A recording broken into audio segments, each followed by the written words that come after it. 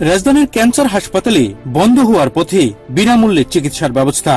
সম্প্রতি রাজ্যের বিভিন্ন স্থান থেকে আসা রোগীদের এবং রোগীর পরিবারদের তরফ থেকে এমনই জানা গেছে।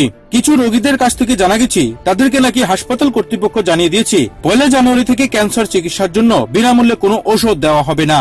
একমাত্র আয়ুষ্মান ভারত এবং স্মার্ট কার্ড যাদের আছে তারাই কেবলমাত্র বিনামূল্যে রে কমা দেওয়ার সুবিধা পাবে। এছাড়া বাকিদের এই পরিষেবা নিতে গেলে বিশাল অঙ্ক গুনতে হবে। যার ফলে রাজ্যের বিভিন্ন স্থান থেকে ক্যান্সার হাসপাতালে আসা রোগী এবং তাদের পরিবার পরিজনদের মধ্যে দেখা দিয়েছে চিন্তার ভাঁজ।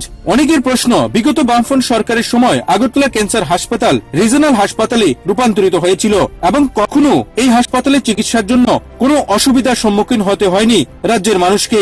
যদিও এ বিষয়ে ক্যান্সার হাসপাতাল কর্তৃপক্ষের বক্তব্য নাকি এখনো বিনামূল্যে চিকিৎসার ব্যবস্থা আছে, তবে অচিরেই চিকিৎসার জন্য টাকা লাগবে রোগী এবং রোগীর পরিবারদের। কেননা প্রতি বছর এই হাসপাতালে ওষুধ কেনার জন্য 10 থেকে 15 কোটি টাকা খরচ হয়।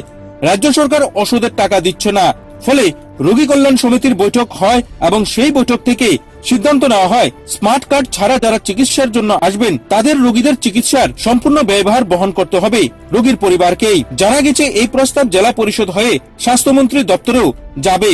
এরপরেই যদিও চূড়ান্ত সিদ্ধান্ত হবে, কিন্তু এখনই যে 7,500 এমনকি প্রায় 60,000 টাকার ওষুধ কিনতে হচ্ছে রোগীদের। সম্ভবত এই সময়ে ওষুধ নেই, তাই রোগীদের কিনতে হচ্ছে। তবে সরকার সিদ্ধান্ত নিলেই বিনামূল্যের চিকিৎসার দিন শেষ হয়ে যাবে রাজ্যের ক্যান্সার হাসপাতাল থেকে।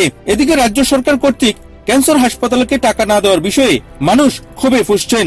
অনেকের অভিমত, বিগত বামফ্রন্ট সরকারের সময় কখনোই রোগীদের চিকিৎসার জন্য এত ভোগান্তিতে পড়তে হয়নি, তখন সবকিছুই সরকার বহন করত। আর এখন কেন ক্যান্সারের মতো মারণভেদী রোগের চিকিৎসার জন্য রোগী এবং তাদের পরিবারকে চিকিৎসার জন্য অর্থ বহন করতে হবে? প্রশ্ন বিভিন্ন মহলে। ব্যুরো রিপোর্ট, আকাশ ত্রিপুরা।